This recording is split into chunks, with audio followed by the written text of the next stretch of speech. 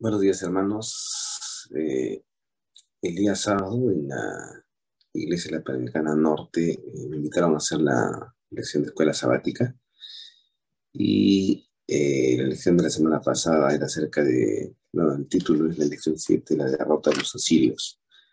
Y quise hacer extenderla un poquito más para poder hablar en general de la historia del rey Ezequías, ¿no? Parte de esa historia es la derrota de los asirios. Entonces, vamos a proceder a desarrollar esa lección porque me parece muy interesante y quiero, ¿cómo se llama? Con un poco más de tiempo poder desarrollarla y que quede para que muchos puedan beneficiarse de esta bonita lección. Antes de empezar, hermano, podemos hacer una oración. Amado Señor, Padre Santo, que estás en los cielos, gracias te damos, Señor, por este nuevo día que nos brindas. Señor, antes de empezar a realizar esta lección tan importante, Señor, que tú dejaste registrar en tu palabra, quiero pedirte, Señor, que tu Espíritu Santo se mueva aquí en medio de nosotros y sea el Señor quien hable a través de tu siervo. Bendiciones, Padre Santo. Acompáñanos, te pedimos en el nombre de Jesús. Amén. Bueno, hermanos, para empezar, déjenme compartir mi pantalla. Vamos a empezar primero poniéndonos un poco de contexto. ¿Ya? Aquí en este mapita, lo que yo estoy mostrando es un mapita de toda la zona de Palestina y Mesopotamia, ¿no? Y aquí podemos ver lo siguiente, ¿no? O sea, en primer lugar, ¿cuál era el escenario antes de Ezequías? Nosotros habíamos hablado primeramente del rey Acaz, que es padre de Ezequías. Entonces, el rey Acaz era rey de Judá, ¿no? Cuya capital es Jerusalén. Y el rey Acaz estaba siendo amenazado tanto por Israel, ¿no? Cuya capital es Samaria, ¿no? ¿Cómo es posible que el pueblo de Dios esté amenazando al pueblo de Dios, ¿no? Que se había puesto en acuerdo con Siria, cuya capital estaba en Damasco, para atacar a Jerusalén. Entonces, ante el rey Acaz, que era un rey que había hecho lo malo ante los ojos del Señor, un rey apóstata, no creía en Dios, en lugar de aceptar el ofrecimiento que le había hecho Dios de poder ayudarlo y librarlo de esta situación, él decide recurrir al rey de Asiria, a Tiglat-Pileser, para que lo ayude contra estos enemigos del norte, ¿no? Y Tiglat-Pileser le hace el favor, ¿no? Invade Siria y también toma Samaria, ¿no? Elimina a sus enemigos, pero ese favor no fue gratuito, porque a partir de ese momento, sobre Judá, Asiria le impone o sea, Judá se vuelve un estado vasallo de Asiria a quien permanentemente tenía que pagarle tributo. Y esa es la situación en la cual entra a tallar el hijo de Acaz, que es el rey Ezequías, del cual vamos a hablar a continuación. Entonces, como narrábamos, ¿no? Vamos a hablar acerca del rey Ezequías, vamos a hablar de distintas etapas, ¿no? En primer lugar, cuál era la situación de Asiria y Judá, quién era el rey Ezequías, esto es algo importante para poder entender por qué es que viene lo demás, cómo se produjo la caída de Samaria, y acá viene la invasión de Judá, ¿no? Cómo es que los asirios que invaden Judá y después pretenden tomar Jerusalén, finalmente, y cómo es que Dios los libra, ¿no? De esa situación desesperante. Luego viene la enfermedad del rey Ezequías, y finalmente, cómo es que Ezequías recibe a los enviados de Babilonia, ¿no? La lección se enfoca básicamente desde el punto de vista del libro de Isaías, pero yo me he dado el trabajo de hacer un paralelo entre tres libros que narran estos hechos, ¿no? La vida de rey Ezequías y todos estos que vamos a estudiar, que son los libros de Isaías, Segunda de Crónicas y Segunda de Reyes. Entonces hay un paralelo para ver detalles de la historia que a veces el libro de Isaías no están, y viceversa, ¿no? Que se complementan, lo que nos permite ver la totalidad de los acontecimientos, ¿no? Entonces, como hemos narrado en la escena anterior, era un conflicto entre Judá, Israel, Siria y Asiria, ¿no? Acá en Judá estaba Acaz en ese momento, y en Asiria estaba Tiglat-Pileser, ¿no? Judá, luego de que recibe la ayuda de Asiria, queda sujeto al pago de un tributo al rey de Asiria para no ser invadido, ¿no? Consecuencia ¿no? del pacto que Acaz realiza con Tiglat-Pileser. En el año 705 antes de Cristo, hay una crisis política en Asiria. Dice que muere uno de los sucesores de Tiglat-Pileser, que es Sargón II, y pasa a gobernar el rey de Sennacherib, ¿no? Como en toda transición de gobierno, ¿no? Donde todavía tiene que determinarse qué sucede y tiene que establecerse. Entonces, Asiria como que para sus invasiones y se concentra en esa transición política. Y Ezequías aprovecha esa crisis de gobierno en Asiria para buscar aliados, porque quería quitarse de encima el yugo que había heredado desde el tiempo de su padre, ¿no? De Asiria, ¿no? Los altos tributos que tenía que pagar. Y para eso busca aliados, entre esos aliados que busca el rey Ezequías está Egipto. Ese es el motivo por el que vamos a ver más adelante, Ezequías había dejado de pagar tributo a Siria. Y cuando Sennacherib está a punto de invadir a Siria, en su desesperación, Ezequías en un momento de debilidad reconoce que ha pecado contra el rey de Sennacherib, con el rey de Asiria, ¿no? Y le envía un botín, ¿no? Para poder tratar de aplacarlo, ¿no? Miren cómo se van dando los sucesos.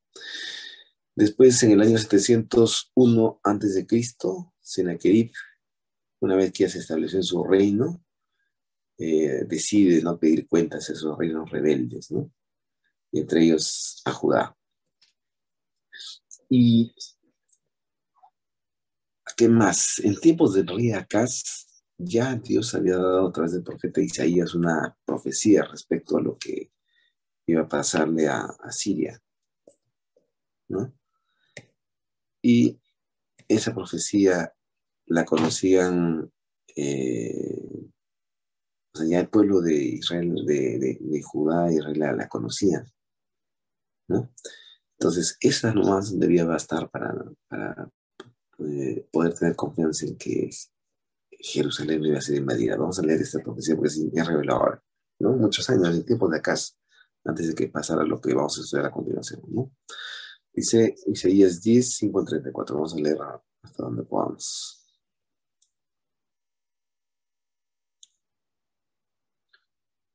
Isaías 10, del 5 para adelante, ¿no? Dice que el Dios había elegido a Siria como instrumento suyo. Y dice, ¿no?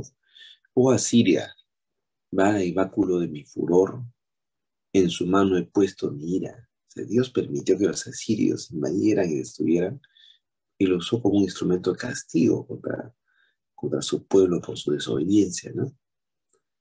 Y dice, ¿no? Le mandaré contra una nación pérfida y sobre el pueblo de mi ira le enviaré para que quite despojos y arrebate presas y lo ponga para ser hollado como lodo de las calles. Aunque él no lo pensará así, él no creerá que está siendo instrumento de Dios, ¿no? Dice, ni su corazón lo imaginará de esta manera, sino que su pensamiento será desarraigar y cortar naciones no pocas. O sea, los asirios solamente pensaban que tenían que destruir y conquistar, pero no eran conscientes de que estaban siendo usados como instrumentos de Dios. Porque él dice, ¿no? Mis príncipes no son todos reyes, no es el Calno como Carquemis, Amad como Arfat y Samaria como Damasco. Como halló mi mano los reinos de los ídolos, siendo sus imágenes más que las de Jerusalén y de Samaria. Como hice a Samaria y a sus ídolos, ¿no hay también hacia Jerusalén de sus ídolos? Habla el rey de Asiria, ¿no? Pero acontecerá que después que el Señor haya acabado toda su obra en el monte Sión y en Jerusalén, castigará el fruto de la soberbia del rey de Asiria y la gloria del altivez de sus ojos, ¿no? O sea, ellos se olvidaron que estaban haciendo, que Dios es quien les permitía realizar sus conquistas y expandirse, no era obra de sus manos, ¿no? Como siempre pasa, ¿no? Con los reyes vanagloriosos o orgullosos que creen que todo lo hacen por su propio poder, ¿no? Y no reconocen que Dios está al control de todo. Entonces Dios lo iba a castigar. Después de que hubiera acabado su obra en el monte Sión y en Jerusalén, después de que hubiera, ¿no? Dios quería amedrentar a su pueblo por haberlo abandonado, por haberle dado la espalda, ¿no? Entonces cumplió su cometido y después Dios lo iba a castigar. Porque dijo, ¿no? A Siria, con el poder de mi mano lo he hecho y con mi sabiduría, y porque he sido prudente, quité los territorios de los pueblos y saqué sus tesoros y derribé como valientes a los que estaban sentados. Y halló mi mano como nido de las riquezas de los pueblos, y como se recogen los huevos abandonados, así me apoderé yo de toda la tierra, y no hubo quien moviese ala, ni abriese boca y graznase, ¿no? Yo hice todo esto con mi poder. Se gloriará el hacha contra, y acá habla Dios, ¿no? Se gloriará el hacha contra el que con ella corta, el instrumento se gloriará contra aquel que lo empuña, se ensorbecerá la sierra contra el que la mueve, como si el báculo levantase al que lo levanta, como si levantase la mano al que es leño, ¿no? O sea, Dios acá ironiza un poco ¿no? Esa autosuficiencia, ¿no? Del hombre, ¿no? Que no reconoce que Él es quien está controlando toda la historia. Versículo 16 dice, por eso el Señor Jehová de los ejércitos enviará debilidad sobre sus robustos, y debajo de su gloria, y debajo de su gloria encenderá una hoguera como ardor de fuego. Y la luz de Israel será por fuego y su santo por llama, que abrace y consuma en un día sus cargos y sus espinos. La gloria de su bosque y de su campo fértil consumirá totalmente alma y cuerpo, y vendrá a ser como abanderado en derrota. Y los árboles que queden en su bosque serán en número que un niño los pueda contar. O sea, no quedarán. Estos árboles representan a la gente fuerte, ¿no? Dice que serán tan pocos que un niño ya los puede contar con los dedos de la mano. Acontecerá en aquel tiempo que los que hayan quedado de Israel y los que hayan quedado de la casa de Jacob nunca más se apoyarán en el que los hirió, sino que se apoyarán en verdad en Jehová, el Santo de Israel. O sea, esto iba a ser de que el pueblo, ¿no? Nuevamente deje de darle la espalda a Dios, ¿no? Y pueda consagrarse mucho más. Y dice, el remanente volverá. Es un tema interesante, ¿no? De que el remanente se iba a salvar, iba a volver. Y el remanente Jacob volverá al Dios fuerte, ¿no? Estaba dándole la espalda a Dios. Y dice, volverá su remanente. O sea, Dios permitió todo esto para que su remanente pueda preservarse y volver a él.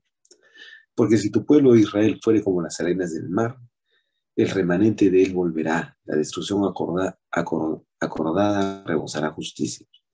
Pues el Señor Jehová de los ejércitos hará consumación ya determinada en medio de la tierra. Por tanto, el Señor Jehová de los ejércitos dice así, pueblo mío, morador de Sión, no temas de Asiria. Ya lo dijo Dios en este momento. No temas de Asiria. Con vara te herirá, y contra ti alzará su palo, a la manera de Egipto. Mas de aquí a muy poco tiempo se acabará mi furor y mi enojo para destrucción de ellos. Acá Dios ya profetiza que los iba a destruir. Eso estamos hablando en tiempos de Acaz. Y levantará Jehová de los ejércitos azote contra él como la matanza de Madián en la peña de Oreb, y alzará su vara sobre el mar, como hizo por la vía de Egipto. Y acontecerá que en aquel tiempo que su carga será quitada de su hombro y su yugo de su cerviz, y el yugo se pudrirá a causa de la unción. Vino hasta Hat, pasó hasta Migón, en misma contra su ejército. Pasaron el vado, se alojaron en Geba, Ramá tembló, Gabá de Saúl huyó. Grita en alta voz, hija de Galim, haz que se oiga hacia Lais, pobrecilla de Anatot. Madmena se alborotó, los moradores de Gebim huyen. Aún vendrá día cuando reposará en Nof, alzará su mano al norte de la Sión, al collado de Jerusalén.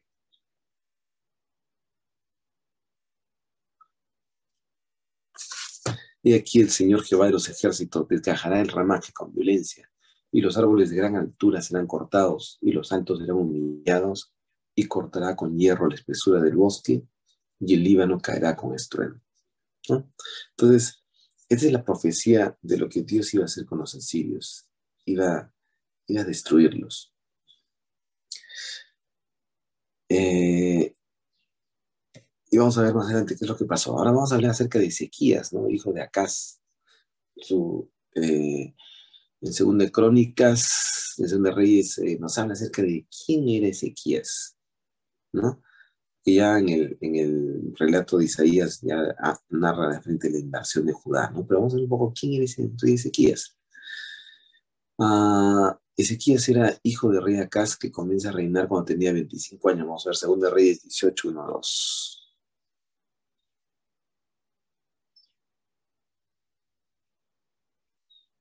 Dice el registro de la palabra de Dios. En el tercer año de Oseas, hijo de Ela, rey de Israel, comenzó a reinar Ezequías, hijo de Acaz, rey de Judá. Cuando comenzó a reinar era de 25 años y reinó en Jerusalén 29 años, ¿no? O sea que reinó hasta los, aquí, ¿no? 25 más 29, 44 años. O sea, él murió joven a los 44 años. El nombre de su madre fue Abi, hija de Zacarías. Hizo lo recto ante los ojos de Jehová, conforme a todas las cosas que había hecho David su padre, ¿no? Ezequías era un rey joven, ¿no? Hijo de Acaz, que, y algo importante, hizo lo recto ante los ojos de Jehová, como había hecho David su padre, ¿no? Vamos a ver, vamos a guiarnos acá por, lo, por los siglos que vemos acá. Entonces, Ezequías fue un rey que hizo los rectos ante los ojos de Dios. ¿Y por qué hizo los rectos ante los ojos de Dios? Dice que restableció el culto en el templo. Vamos a ver acá en Segunda Reyes, el versículo 4 dice, Ezequías quitó los lugares altos y quebró las imágenes, y cortó los símbolos de acera, e hizo pedazos la serpiente de bronce que había hecho Moisés, porque hasta entonces le quemaban incienso a los hijos de Israel, y la llamó Neustán. Habían hecho, ¿no?, un ídolo de la serpiente de bronce. Entonces, pero quitó los lugares altos. Y mírense, ¿dónde? Es rey de Judá. En Judá había lugares altos. Eso era típico solo de Samaria.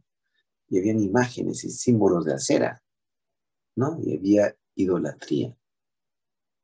¿Qué más hizo Ezequías? Vamos a ver. Este es un tema interesante que no vamos a revisar en detalle, pero durante el tiempo de Ezequías hubo una tal celebración de la Pascua como no hubo antes. En primer lugar, el templo de Salomón estaba tan abandonado que no se habían suspendido los servicios en el templo y estaba totalmente abandonado, lleno de polvo. Y él lo que hace es restaura en primer lugar el templo y restaura los servicios. Y una vez que se restauraron, convoca una gran celebración de la Pascua. Dice, manda a pregonar no solamente en Judá, sino en Israel, para que vengan a celebrar la Pascua, ¿no? Y esa celebración de la Pascua, que estaba planificada para 7 días, fue tan solemne, hubo tal revelamiento, que duró 7 días más, 14 días. Y, y lo interesante de eso es de que después de esa celebración de la Pascua, queda registrado cuál fue la reacción del pueblo, ¿no? Dice que ellos salieron a destruir las imágenes y los lugares altos, que estaban en los lugares altos, ¿no? Sí, vamos a leer los relatos de 2 Crónicas 31:1, que hicieron después de la celebración de la Pascua. 2 Crónicas 31:1 nos dice, hechas todas estas cosas, ¿no? Este es todo el relato de la celebración de la Pascua, que no vamos a leerlo, pero dice lo que hace el pueblo. Dice, hechas todas estas cosas, todos los de Israel que habían estado allí en la celebración de la Pascua, salieron por las ciudades de Judá y quebraron las estatuas y destruyeron las imágenes de acera y derribaron los lugares altos y los altares por todo Judá y Benjamín y también en Efraín y Manasés, ¿no? Tanto en Judá como en Israel, hasta acabarlo todo. Después se volvieron todos los hijos de Israel a sus ciudades, cada uno a su posesión, ¿no? Entonces, se cuenta todas las reformas religiosas que hace Ezequías, ¿no? O sea, el pueblo había dado totalmente la espalda a Dios, ya no habían servicios. Y bueno, él promueve un gran revivamiento, ¿no? ¿Qué más hizo Sedequías? Dice, reorganizó el servicio de los sacerdotes y los levitas, ¿no? Como le dije, estaba todo abandonado y lo vuelve a organizar. Y por todas estas cosas, ¿qué creen? ¿Cómo es que Dios estaba respecto a Ezequías? Dios estaba contento. Jehová estaba con Ezequías. Vamos a ver en 2 Reyes 18, 5 al 8, que es lo que narra acerca de la posición de Dios respecto de Ezequías. 2 Reyes, versículo, 2 Reyes 18, 5 al 8.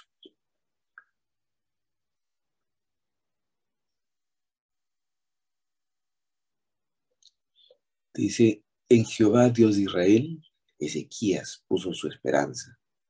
Ni después ni antes de él hubo otro como él entre todos los reyes de Judá. Porque siguió a Jehová y no se apartó de él, sino que guardó los mandamientos que Jehová prescribió a Moisés. Y Jehová estaba con él, y a donde quiera que salía prosperaba. Él se rebeló contra el rey de Asiria y no le sirvió. Hirió también a los filisteos hasta Gaza y sus fronteras, desde las torres de las atalayas hasta la ciudad fortificada. O sea, Dios lo acompañaba y lo prosperaba, ¿no? Y no se apartó de él, ¿no? Y le dio, ¿no? Lo ayudó a derrotar a los enemigos. O sea, Dios cumplió su promesa, ¿no? En Deuteronomio 28 están narradas las consecuencias de la obediencia y la desobediencia, las bendiciones de la obediencia y las consecuencias de la obediencia, ¿no?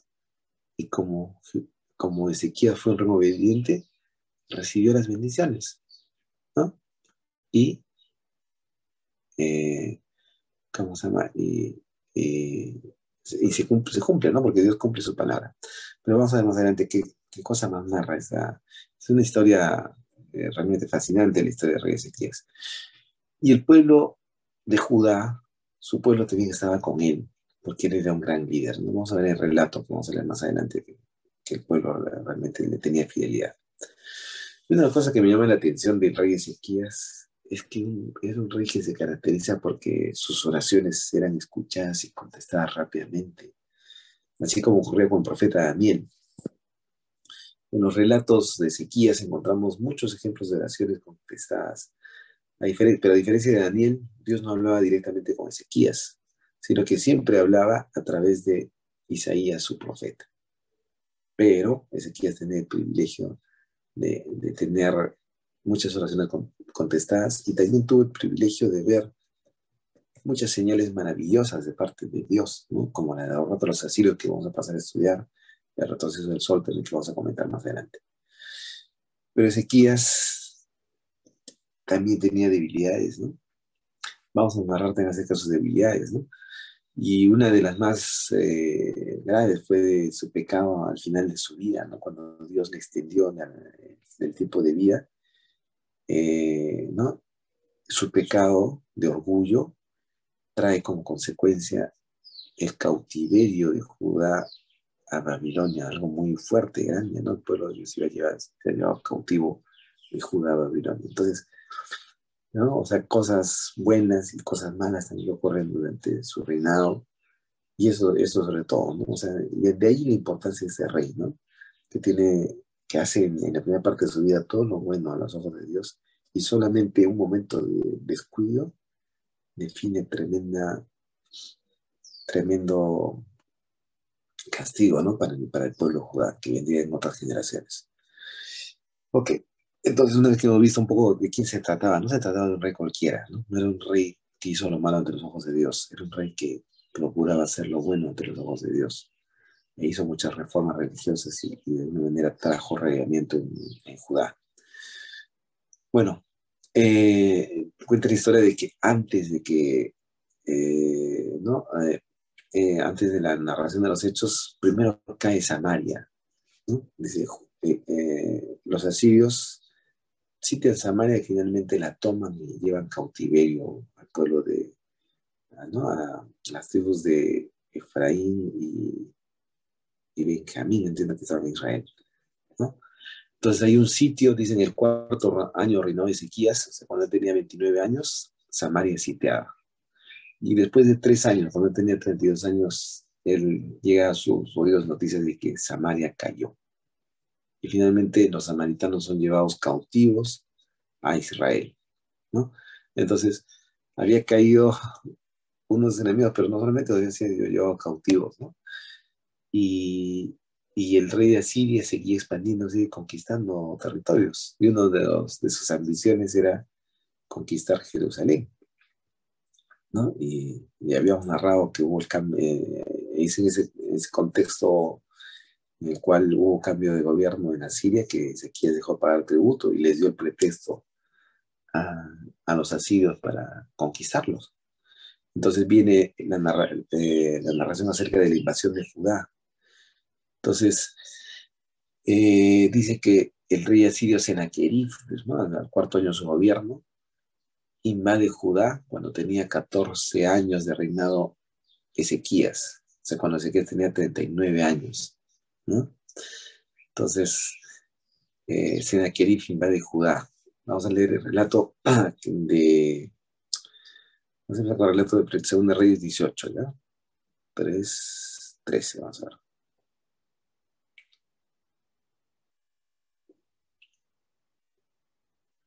18:13 nos dice, Senaquerib invade Judá. A los 14 años del rey Ezequías, subió Senaquerib, rey de Asiria, contra las ciudades fortificadas de Judá y las tomó. Las ciudades fortificadas eran unos expertos tomando en guerra a los asirios, ¿no? Tomaron ciudades que estaban fortificadas. ¿Y qué pasa después? Vamos a ver. Ezequías acá tiene otro momento de debilidad, ¿no? ¿Por qué? Porque ya él conocía la profecía que estaba en Isaías 10, escrita en la palabra de Dios, ¿no? Acerca de la caída de Asiria. Pero en ese momento él siente temor porque la siguiente ciudad que iba a ser tomada iba a ser Jerusalén. Y trata de buscar una solución humana, ¿no? Y vamos a ver qué es lo que le dice al rey Senaquerib, que estaba sitiando Laquis, una ciudad importante en Judá. En Segunda Reyes 18:14 le dice, ¿qué nos dice? Entonces Ezequías, rey de Judá, envió decir al rey de Asiria que estaba en Laquis. Yo he pecado. Yo, o en otras palabras, yo dejé de pagarte tributo. Reconozco que obré mal, dice Ezequías, ¿no? Mira cómo comienza a, a bajar la cabeza ante el hombre, ¿no? Apártate de mí y haré todo lo que me impongas. Y el rey de Asiria impuso a Ezequías, rey de Judá, 300 talentos de plata y 300 talentos de oro, ¿no? Entonces los tres Ezequías dice, voy a volver a tomar tu yugo, ¿no? Y mira, tremendo motín que le pide el rey de Asiria, simplemente para no invadirlo. Dio por tanto Ezequías toda la plata que fue hallada en la casa de Jehová y en los tesoros de la casa real. Entonces Ezequías quitó el oro de las puertas del templo de Jehová, mira, quitó el oro de las puertas del templo que le había restaurado, y de los quiciales que el mismo rey Ezequías había cubierto de oro, y los dio al rey de Asiria, ¿no? Y al dar tremendo Ezequías se debilitó su reino, ¿no? Porque no tenía, económicamente fue impactado, ¿no? Acá vemos este momento de debilidad, ¿no? O sea, él no prestó atención a la profecía de que Asiria no iba a tomar Jerusalén y simplemente trató de evitarlo con estrategias humanas, ¿no?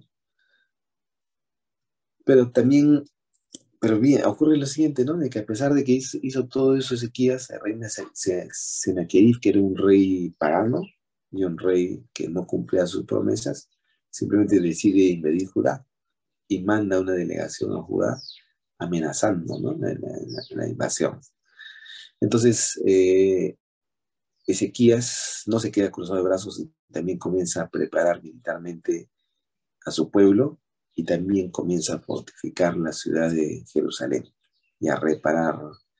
Vamos a leer acá en 2 Crónicas 32:2-6, ¿no? Comienza a reparar todos los muros que estaban débiles con la final de que pudieran resistir, ¿no? Ellos ya veían que se iba a producir un sitio en la ciudad de Jerusalén, ¿no? Pero se olvidaron de la profecía. Según Crónicas 32, 2 al 6, ¿qué dice?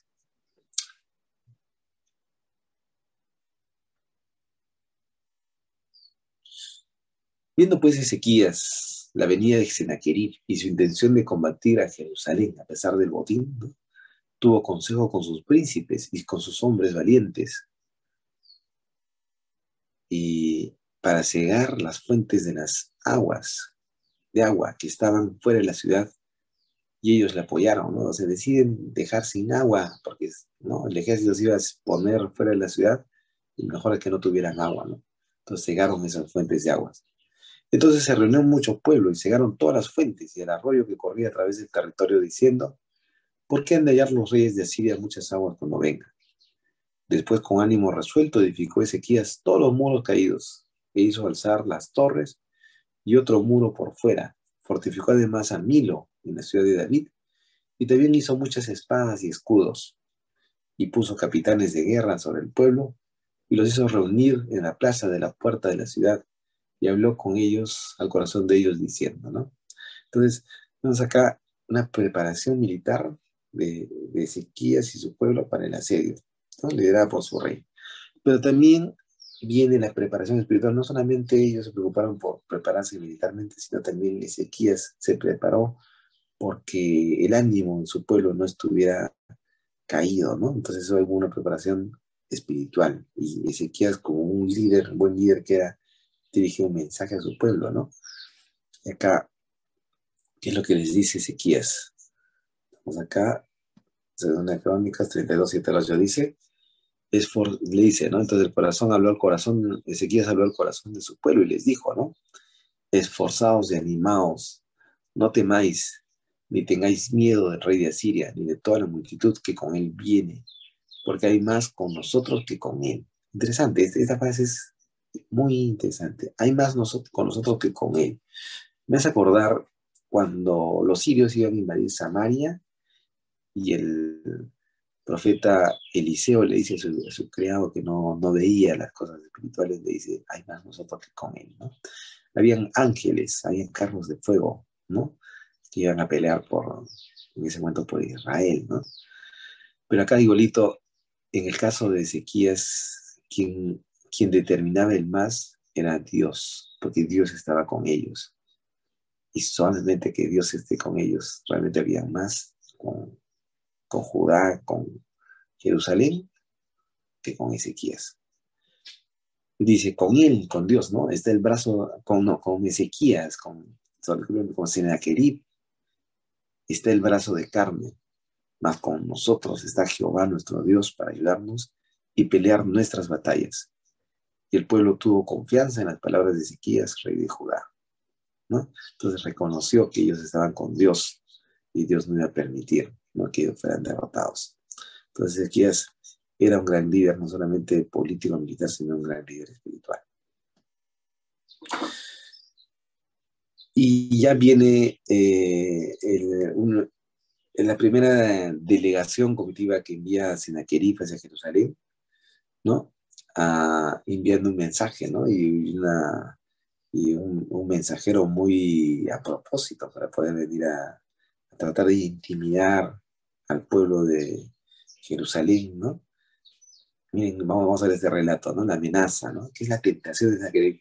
Bueno, acá lo que estaba ocurriendo, y toda la narración que vamos a ver a continuación, no solamente, y no es realmente un conflicto militar, porque finalmente no hay guerra. Vamos a ver cómo acaba esta historia. Hay muchas palabras, hay una guerra espiritual. Acá se nota claramente que hay un gran conflicto entre el bien y el mal, ¿no? Entre la fidelidad a Dios, ¿no?, y Satanás, que quiere debilitar la fe del pueblo de Dios, del remanente, ¿no? Entonces, vamos a ver este relato de las comitivas, ¿no?, y las palabras que intercambian. Vamos a ver primero, ¿cuáles eran las comitivas? Vamos a ver Isaías 36, 2 al 3. Isaías 36, 2 al 3. Dice, el rey de Asiria envió al Rabsacés. ¿Qué es Rabsacés? era su copero principal, era un oficial del ejército asirio, pero era el copero del rey, un hombre de confianza. Envió al Rabsacés con un gran ejército desde Laquis a Jerusalén. O sea, no vino solamente de día, sino vino con un ejército contra el rey Ezequías. Senaquerib se quedó en Laquis porque estaba sitiándola, entonces envió a su emisario. Y dice que ese Rabsacés acampó junto al acueducto del estanque de arriba en el camino de la heredad del lavador. Y salió una comitiva a recibirlo. Salió a él, Eliaquim, hijo de Hilcías, mayordomo, Sebna escriba, y Joa, hijo de Asaf, canciller. Salieron los representantes de Ezequías a recibirlo. A los cuales dijo el Rabsacés: decid ahora a Ezequías, el gran rey, el rey de Asiria, dice así: ¿qué confianza es esta en que te apoyes? ¿No? Entonces acá vemos el encuentro de las dos comitivas y empieza un relato interesante, ¿no? El, el Rabsacés comienza a tratar de debilitar la confianza de Ezequías, ¿no? Y le dice: oye, ¿en quién te estás apoyando, no? Y ese apoyo y confianza era en Egipto, porque habíamos mencionado aquí que Ezequías se había puesto de acuerdo con Egipto para dejar de pagar tributos a, a Siria, ¿no? Y confiaba en el apoyo de ellos. Entonces comienzan a hablar de Egipto. ¿Qué dice de Egipto Rabsacés, no? Vamos a ver, de los versículos 4 al 6. Dice, ¿no? Yo digo que el consejo y poderío para la guerra de que tú hablas, ¿no? Está hablando del Rabsacés de Ezequías, no son más que palabras vacías. Ahora bien, ¿en quién confías para que te rebeles contra mí? ¿No? Le está mandando el mensaje de Sennacherib, ¿no? Y aquí que confías en este báculo de caña frágil en Egipto, en el cual si alguien se apoyare, se le entrará por la mano y la atravesará. Tal es Faraón, rey de Egipto, para todos los que en él confían, ¿no? Entonces, tratando de intimidar a Ezequiel por haberse apoyado en Egipto. ¿Y qué más hace Rabsacés? Habla también acerca del apoyo y la confianza que Ezequiel tiene en Dios. Mira cómo comienza a tratar de minar toda la confianza que pudiera tener Ezequiel. Dice: y si me decís, en Jehová nuestro Dios confiamos, ¿no es este aquel cuyos lugares altos y cuyos altares hizo quitar Ezequías y dijo a Judá y a Jerusalén: delante de este altar adoraréis? ¿No? Acá el rey Sennacherib está equivocado, ¿no? Porque el quitar lugares altos y altares era algo que era agradable ante los ojos de Dios, porque era quitar la idolatría. Entonces, acá no tiene sentido lo que le dice, ¿no? Oye, te apoyas en Dios y quitas tus altares. Sí, es correcto que los haya quitado. ¿Qué más le dice el Rabsacés? Hace una burla el Rabsacés respecto del poderío militar de Ezequías. Vamos a ver en el relato de Segunda Reyes 18, 23, 24, ¿qué le dice Rabsacés? Segunda Reyes 18, 23 al 24. En la Biblia es un poquito aquí y un poquito allá, ¿no? Y juntando esas partes encontramos toda la verdad. Entonces le dicen las asociaciones aquí: ahora pues yo te ruego que des rehenes a mi señor, el rey de Asiria, y si me los das, ¿no? Y yo te daré 2000 caballos, si tú puedes dar jinetes para ellos, si tú tienes 2000 jinetes, ¿no? ¿Cómo pues podrás resistir a un capitán, al menor de los siervos de mi señor, aunque estés confiado en Egipto, con sus carros y su gente de caballo? ¿No? Mientras Haces comienza a hacer burla acerca del poderío militar de Ezequías. Y acá es interesante, ¿no? Miren, viene el reconocimiento de que de Jehová determinó la expansión, ¿no? El avance de Asiria. Ellos reconocen que Dios los mandó para poder, como instrumento de castigo para los pueblos enemigos. Pero, vamos a ver más adelante qué es lo que pasa. Entonces, o sea, este era un reconocimiento conveniente, ¿no? Porque después vamos a ver qué dice de Jehová. Segunda Reyes 18:25. ¿Acaso he venido ahora yo sin Jehová a este lugar para destruirlo? ¿Acaso Dios no quiere que yo lo destruya? ¿No? Pero también comienza a manipular, ¿no? Porque Dios no dijo que iba a destruir Jerusalén, ¿no? Jehová me ha dicho, sube a esta tierra y destruye. Entonces acá comienza a manipular, ¿no? O sea, ellos sí sabían de que Jehová había determinado su expansión, pero comienzan a tergiversar fuera de la voluntad de Dios, ¿no? Entonces, también hay algo interesante, la petición de hablar en arameo. Vamos a ver la narración que está en el libro de Isaías, que es un libro. Eh, pero antes de leer, vamos a ver un poquito el contexto, ¿no? El arameo era el idioma de Mesopotamia. O sea, en esta zona se hablaba arameo, pero aquí, en Judá y en Israel, se hablaba más el hebreo. Y algunas personas muy cultas hablaban arameo, ¿no? Entonces, ¿cómo es posible que Rabsacés, si viene de Asiria, está hablando en hebreo, el idioma de Judá, y no en arameo? Pero si ellos vienen de Mesopotamia, ¿no? Para ellos el hebreo debe ser un idioma difícil de hablar. Entonces, probablemente el rey de Siria tenía infiltrados, o no sabemos si este Rabsacés de repente sería una persona un traidor ¿no? de Judá, que se convirtió en vasallo de rey de Siria, ¿no? Entonces, vamos a ver el relato que dice que está en Isaías 36, 11 al 13. Vamos a ver.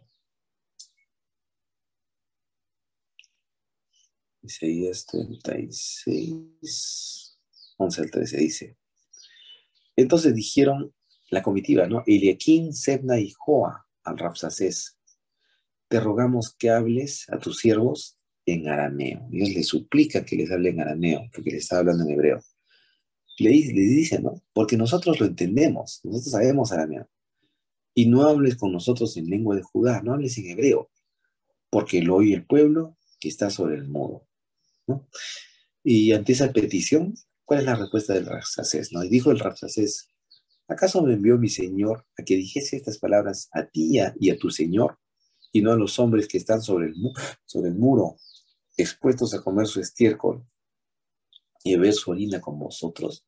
O sea, él estaba usando una estrategia interesante, ¿no? Él quería que el pueblo lo escuchara. ¿Para qué? Para que se intimidara, ¿no? Y vamos a más adelante que buscaban que el pueblo traicione a Ezequías. Y por eso menciona, ¿no? Ellos están expuestos a comer su estiércol y beber su orina, así como ustedes. Entonces Rabsacés se puso en pie y gritó a gran voz en lengua de Judá diciendo, oíd las palabras del gran rey, el rey de Asiria, ¿no? Entonces, todo lo contrario, ¿no? Acá no había petición que valga, ¿no? ¿Y qué es lo que dijo el Rabsacés? Comenzó a hablar acerca del mal de Ezequías, porque quería que intimidara al pueblo y quería que el pueblo se rebelara contra Ezequías. ¿Y qué les dice? Vamos a relato en el versículo 16 al 18.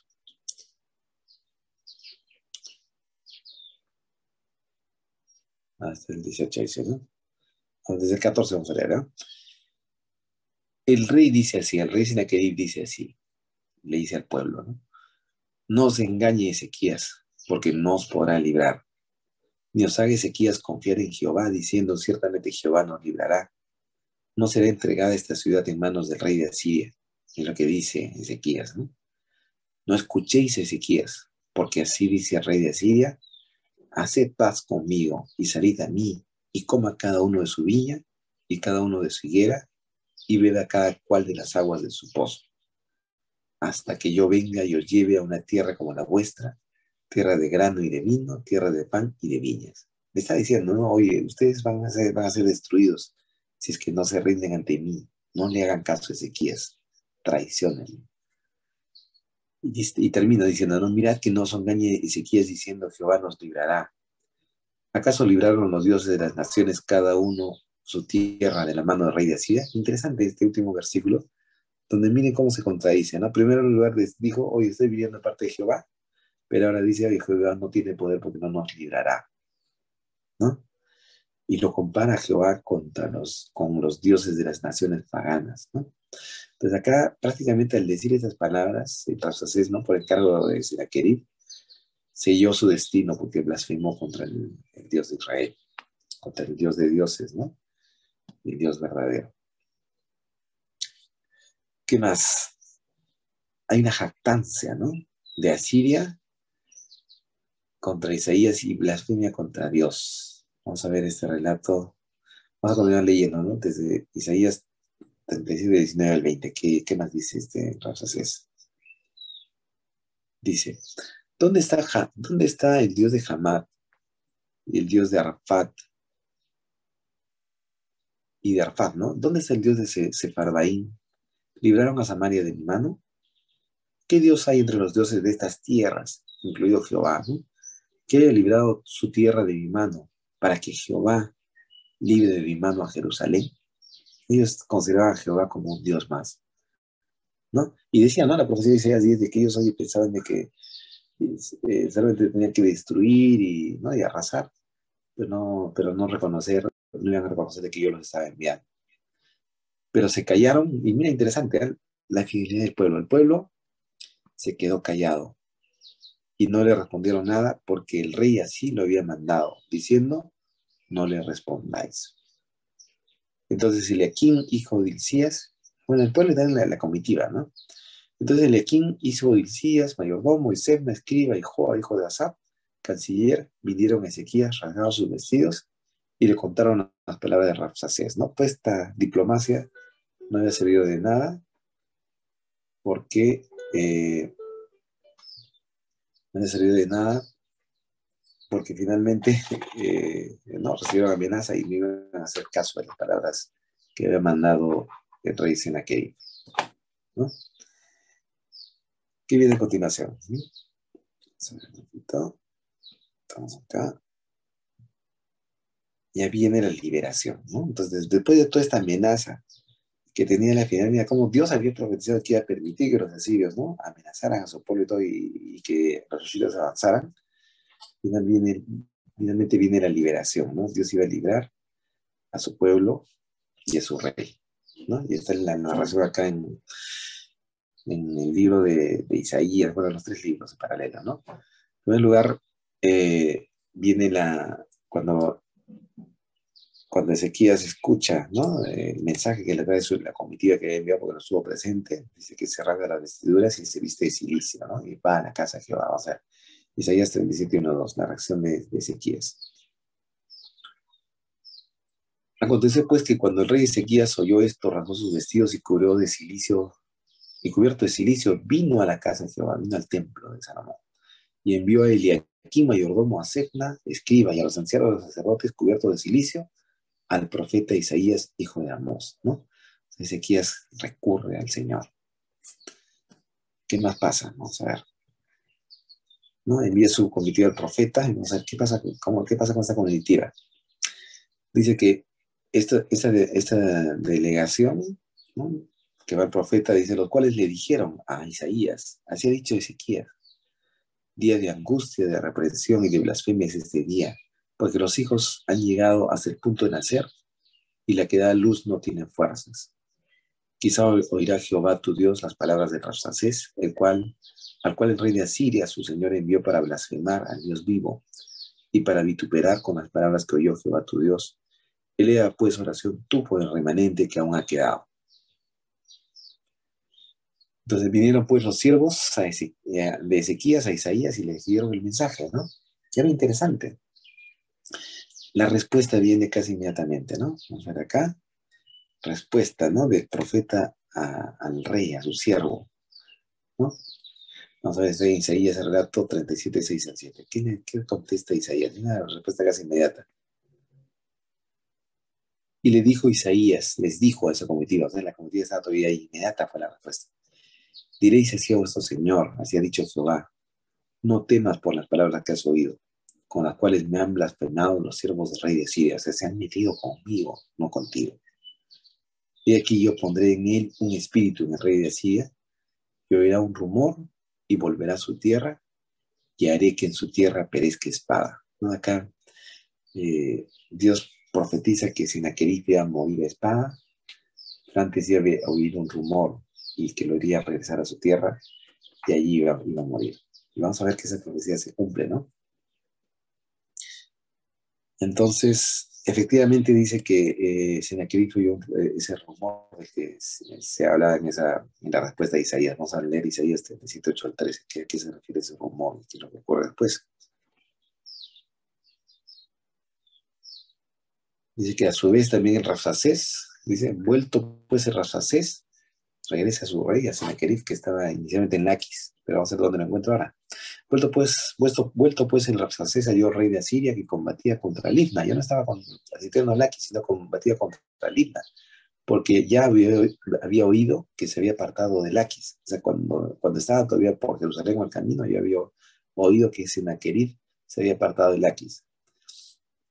Dice más, oyendo decir que Tirhaka, rey de Etiopía, es debido al rumor, ¿no? Oyendo decir que Tirhaka, rey de Etiopía, de Tirhaka, rey de Etiopía, he aquí que ha salido para hacerte guerra, al oírlo, envió embajadores a Ezequías, ¿no? Entonces acá, oye, escucha el rumor, ¿no? Tiene que concentrarse en este rey, así es que todavía no iba a poder invadir Jerusalén. Entonces manda, pero un mensaje amedrentador contra Ezequías. ¿Y quién manda a decirle un nuevo mensaje a Ezequías? Esta vez le escribe cartas.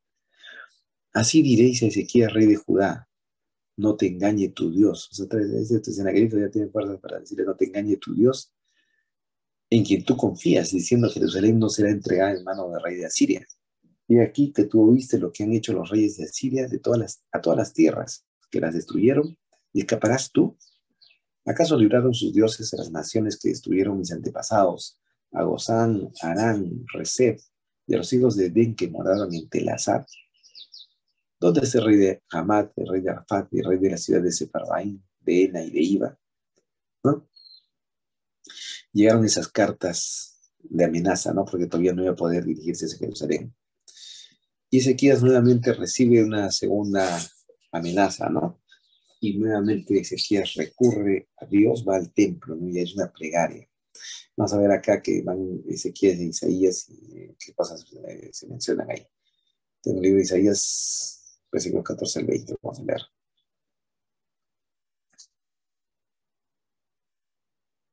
Y tomó Ezequías las cartas de mano de los embajadores y las leyó, ¿no? Cartas de Sennacherib. Y subió a la casa de Jehová y las extendió delante de Jehová. Entonces Ezequías oró a Jehová diciendo, Jehová de los ejércitos, Dios de Israel, que moras entre los querubines, solo tú eres Dios de todos los reinos de la tierra. Tú hiciste los cielos y la tierra. Inclina, oh Jehová, tu oído y oye. Abre, oh Jehová, tus ojos y mira. Oye todas las palabras de Sennacherib que ha enviado a blasfemar al Dios viviente. Ciertamente, oh Jehová, los reyes de Asiria destruyeron todas las tierras de sus comarcas y entregaron los dioses de ellos al fuego, porque no eran dioses, sino obra de manos de hombre, madera y piedra. Por eso los destruyeron. Ahora pues, Jehová, Dios nuestro, líbranos de su mano, para que todos los reinos de la tierra reconozcan que solo tú eres Dios. Entonces hace una oración, ¿no? A Dios acerca de la situación en la que se encontraba. Y Dios nuevamente manda una respuesta a través de su profeta hacia su siervo Ezequías, ¿no? Y en esa respuesta, no solamente es una respuesta a Ezequías, sino es un mensaje a Sennacherib. Vamos a ver qué mensaje le da Dios a este rey orgulloso. En Isaías 37, 21 a 34, vamos a leer. Entonces Isaías, hijo de Amós, envió a decir a Ezequías, así dice Jehová, Dios de Israel, acerca de lo que me rogaste sobre Sennacherib, rey de Asiria. Estas son las palabras que Jehová habló contra él. La Virgen, hija de Sión, te menosprecia, Sennacherib, te escarnece. Detrás de ti mueve su cabeza la hija de Jerusalén. ¿A quién vituperaste y a quién blasfemaste?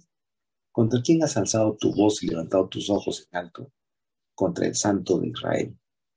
Por mano de tus siervos has vituperado al Señor y dijiste, con la multitud de mis carros subiré a las alturas de los montes y a las laderas del Líbano, cortaré sus altos cedros, sus cipreses escogidos, llegaré hasta sus más elevadas cumbres y al bosque de sus feraces campos. Yo cavé y bebí las aguas, y con las pisadas de mis pies secaré todos los ríos de Egipto. ¿No has oído decir que desde tiempos antiguos yo lo hice, que desde los días de la antigüedad lo tengo ideado, y ahora lo he hecho venir, y tú serás para reducir las ciudades fortificadas a montones de escombros. Le está recordando la profecía que él debió haber escuchado. Por eso ellos sabían de que Dios los había enviado. Sus moradores fueron de corto poder, fueron acobardados y confusos. Fueron como hierba del campo y hortaliza verde, como heno de los terrados, que antes de sazón se seca.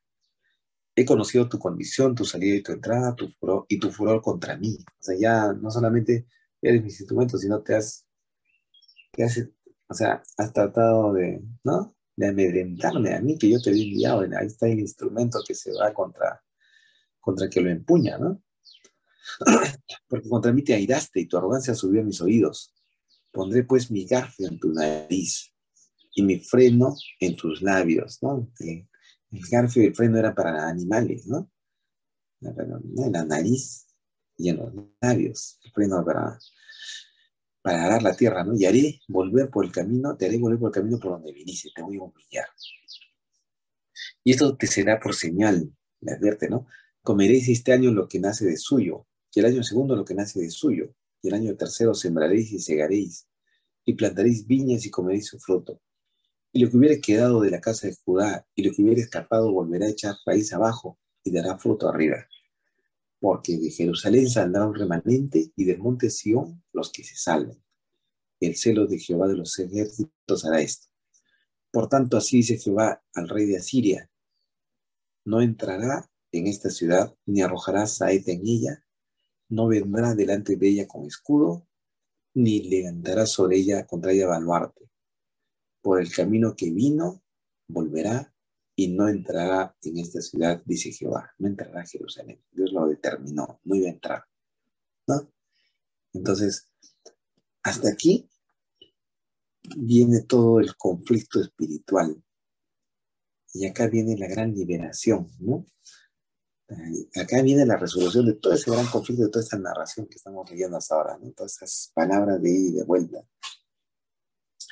En un solo versículo se define la liberación, ¿no? ¿Y quién libera a Ezequías de Sennacherib? Lo libera Dios, no lo libera mano humana, ¿no? Vamos a leer el versículo 37, 36. Y dice acá en el versículo 26, y salió el ángel de Jehová y mató a 185,000 en el campo de los asirios. Y cuando se levantaron por la mañana, he aquí que todo era cuerpos de muertos. Y una gran liberación, ¿no? Y veamos qué dice finalmente para completar la profecía. ¿Qué pasa con Sennacherib después de esto? Entonces Sennacherib, rey de Asiria, se fue e hizo morada en Nínive, se retiró y se recluyó en Nínive. Y aconteció que mientras adoraba en el templo de Nisroch, su dios, sus hijos de Adamelech y Sarecer le mataron espada y huyeron a la tierra de Ararat, y reinó en su lugar Esar-Jabón, su hijo. Se cumple la profecía, ¿no? Y la forma como iba a morir. Dios había profetizado que iba a morir de espada, ¿no? Y a raíz de todo esto, ¿no? De toda esta gran liberación, no solamente no, o sea, Dios se reivindica, sino que su pueblo es exaltado entre las naciones. Eso es interesante, ¿no? El mérito de eso era de Dios, porque Dios los había liberado grandemente. Vamos a leer porque es interesante, porque esto da pie a lo siguiente que va a venir. Segunda Crónicas 32, 33. 32, 23. Crónicas 32, 23. ¿Qué dice? Y muchos trajeron a Jerusalén ofrenda a Jehová y ricos presentes a Ezequías, rey de Judá. Y fue muy engrandecido delante de todas las naciones después de esto, por la gran liberación que tuvo, ¿no? Entonces, eso trajo mucha bendición y dice, fue lleno de ricos presentes, comenzó a enriquecerse Judá, ¿no? Interesante. A continuación viene el relato de la enfermedad de Ezequías, ¿no? Ezequías dice que cae enfermo, ¿no? Y el profeta Isaías le manda, vamos a ver, le da aviso para que ponga en orden su casa. Ezequías no quiere morir y se lamenta. Dios le responde ante su plegaria, ¿no? Vamos a leer hasta ahí. Este es un relato de Isaías 38, versículos del 1 al 6. Vamos a mirar el libro de Isaías 38. Enfermedad de Ezequías, ¿no? Y en aquellos días Ezequías se enfermó de muerte y vino a él el profeta Isaías, hijo de Amós, y le dijo, Jehová dice así, ordena tu casa porque morirás y no vivirás. Y entonces volvió Ezequías su rostro a la pared e hizo oración a Jehová. Y dijo, ¿no? Era un rey al cual Jehová escuchaba, ¿no? Y dijo, oh Jehová, te ruego que te acuerdes ahora que he andado delante de ti en verdad, con íntegro corazón, y que he hecho lo que ha sido agradable delante de tus ojos. Y lloró Ezequías con gran lloro.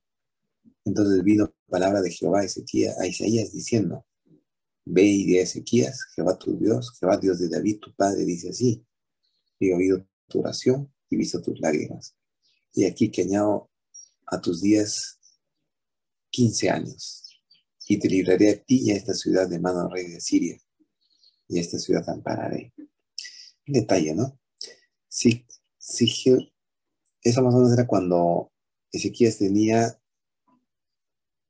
29 años, ¿no? Porque vivió hasta los 44. Dios le anuncia que iba a morir y que tenía que dejar en orden su casa. Si Ezequías hubiera aceptado la voluntad de Dios en este punto, él hubiera quedado en los registros de la Biblia como el rey, uno de los reyes más gloriosos, ¿no? Luego del rey David, ¿no? Pero él, no, él se resistió a la voluntad de Dios a pesar que parecía algo malo, ¿no? Que Dios le iba a quitar la vida.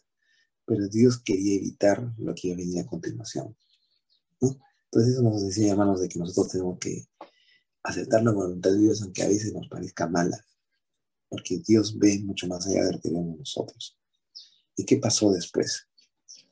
En primer lugar, Isaías duda de la, ¿no? de la palabra de Dios y dice que pide una señal de que Dios va a cumplir eso, que va a extender su vida. Vamos a leer el relato de Segunda Reyes desde el 8 hasta el 11. Segunda Reyes 28 al 11.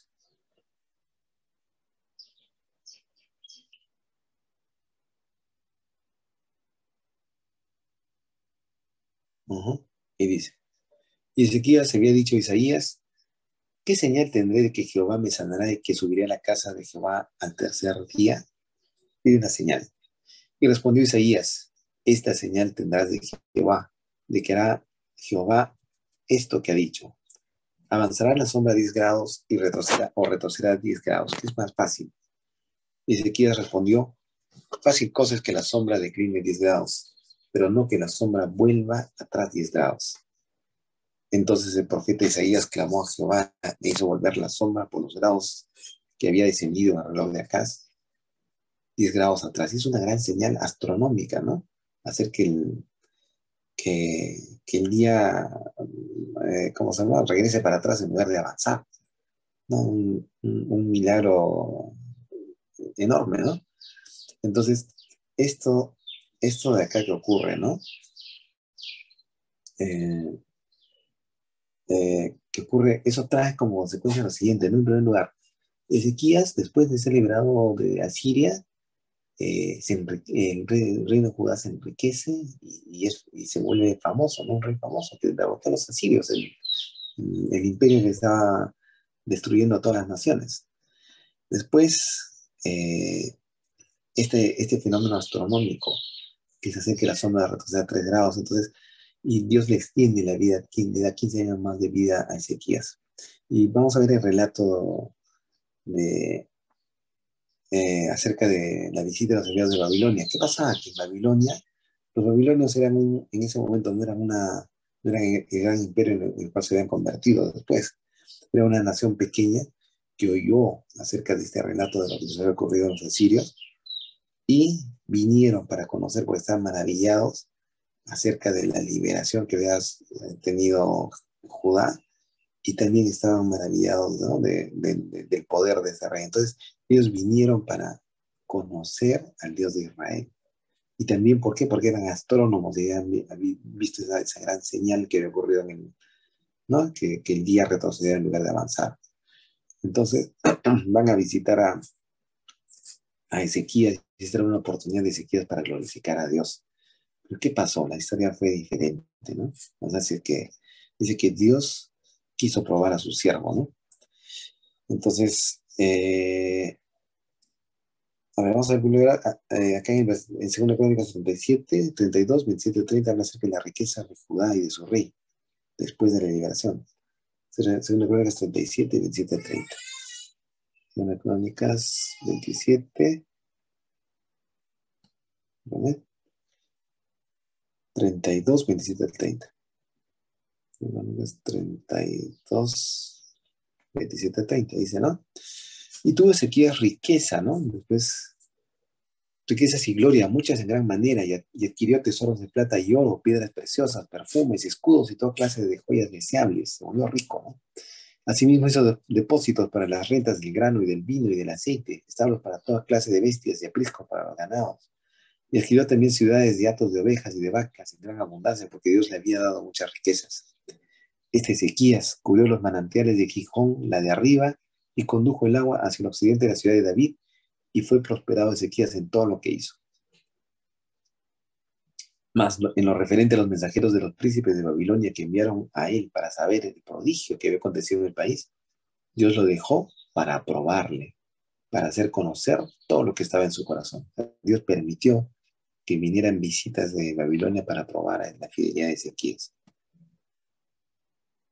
¿no? Esa era la visita, ¿no? Dios provee a su siervo, y acá viene el pecado de Ezequías. ¿Qué es lo que hace Ezequías? ¿No? Él debía aprovechar esa visita para glorificar a Dios y para hacer que estos reyes paganos pudieran conocer al Dios verdadero, ¿no? Pero ¿qué hace Ezequías? En Isaías 39:2, vamos a ir a ese versículo.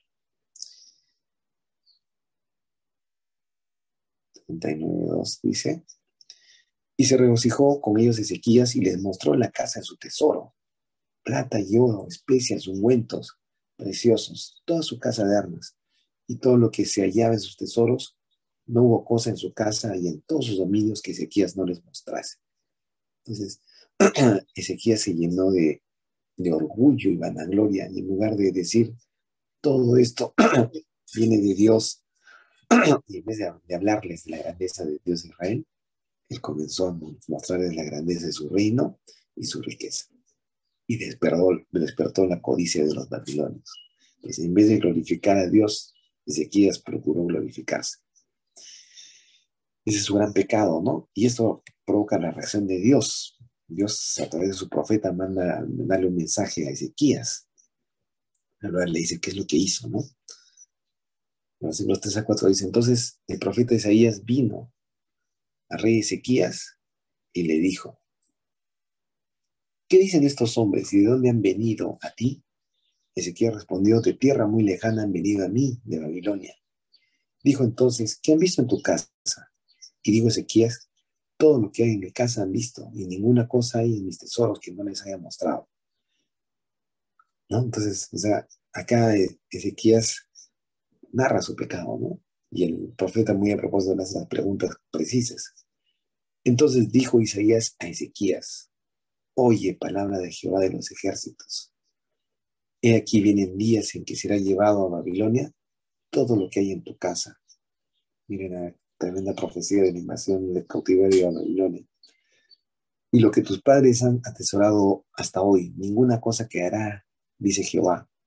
De tus hijos que saldrán de ti y que habrás engendrado, tomarán y serán eunucos en el palacio del rey de Babilonia. Serán llevados cautivos. En el primer lugar, todo lo que hay en tu casa, toda esta gloria va a ser llevada a Babilonia y tus hijos. Acá, hermanos, en este momento de debilidad, de sequías, de orgullo, como qué tan determinante es que determina que el pueblo de Judá finalmente iba a ser llevado cautivo a Babilonia. Y lo sorprendente es la respuesta de Ezequías.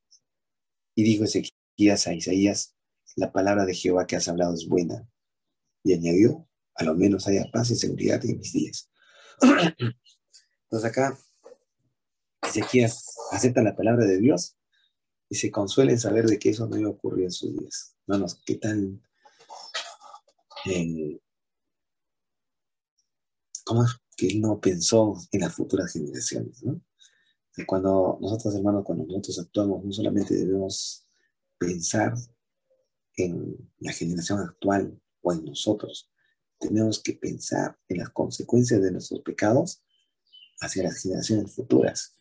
Por ejemplo, el segundo mandamiento de la idolatría dice ¿no? Idolatrar es maldad delante de los ojos de Dios y dice que castigará hasta la tercera y cuarta generación de aquellos que le aborrecen a Dios al hacer idolatría. O sea, nosotros cuando pecamos estamos trayendo desgracia a nuestros nietos, bisnietos y a todas las generaciones que vienen detrás de nosotros. Y finalmente viene la muerte de Ezequías. Ezequías es enterrado, ¿cómo se llama? Con grandes honores. Es un gran rey dentro de Judá, ¿no? Y que es enterrado junto con los reyes de Judá, a diferencia de Acaz, su padre, que no fue enterrado junto con los reyes, ¿no? Ezequías tuvo una sepultura prominente. Este, hermanos, es el relato fascinante de la vida y hechos del rey Ezequías, ¿no? Y hay muchas lecciones que traemos de acá, ¿no? La batalla que hemos visto, ¿no? Y la liberación de Sennacherib es una batalla espiritual más que una batalla física. Finalmente Dios es quien derrota a los asirios y no Judá. Lo que estaba en juego en esta batalla, en este conflicto espiritual, era el remanente del pueblo de Dios. Dios quiso evitar lo que le pasó a Efraín. Ellos perdieron su identidad, dejaron de ser un pueblo. Y Dios quiso garantizar la promesa de la venida del Mesías, su remanente. La gran prueba que pasó Ezequías, no frente a Sennacherib, es un preludio de las pruebas que pasaremos en el tiempo de angustia. Pues habrán pruebas así de grandes donde nuestra vida estará puesta en juego. Y vamos a ver si podemos ser fieles a Dios en esas circunstancias. Estos relatos muestran que la fe del pueblo, y en general los relatos de Reyes y Crónicas, no siempre la fe del pueblo estuvo ligada a la fe de sus líderes, ¿no? Algo que no debía ser así. El pueblo debía ser fiel a Dios independientemente de si sus líderes le dan la espalda o no al Señor, ¿no? Pero la palabra de Dios deja registro de que siempre la fe de los líderes influyó en la fe del pueblo. Las cosas que hacemos en esta vida tienen trascendencia para las futuras generaciones que nos sucederán. El amor verdadero, el amor al prójimo verdadero, también consiste en demostrar amor a ellos, a los que todavía no han nacido. Al final de todos los tiempos, Dios castigará a aquellas naciones que fueron su instrumento y que se vanagloriaron y con orgullo y arrogancia rechazaron y se levantaron contra Jehová, ¿no? Como ocurrió con Asiria. Eso, hermanos, este es el estudio maravilloso que quería dejar registrado acerca del rey Ezequías. Espero sea de bendición para quienes puedan escuchar. Vamos a hacer una oración para terminar. Amado Señor, te damos gracias, Señor, por la oportunidad que nos diste de estudiar tu palabra, Señor, por haber dejado todo esto escrito, Señor, para el beneficio de tus hijos, de aquellas generaciones, Señor, que van a leer estos relatos maravillosos, ¿no? Y la vida de este rey, Señor, con sus caídas y levantadas. Señor, como tú siempre estás ahí, Señor, al control de los acontecimientos de la historia y protegiendo a tu pueblo. Señor, que esas lecciones que hemos aprendido, Señor, no solamente queden en conocimiento intelectual, Señor, sino que podamos hacerlas parte de nuestra vida, podamos ponerlas en práctica, Señor, y aprender a confiar en ti. Y aprendamos a confiar en tu palabra y en tus promesas, Señor. Bendice, Señor, a todos los hermanos que vayan a escuchar este relato.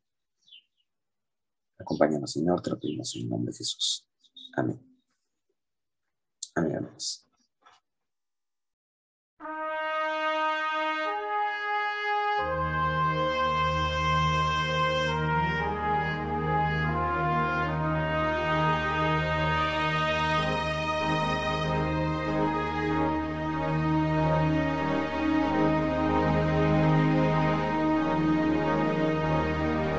¿Quién es el salvo de toda maldad? Tan solo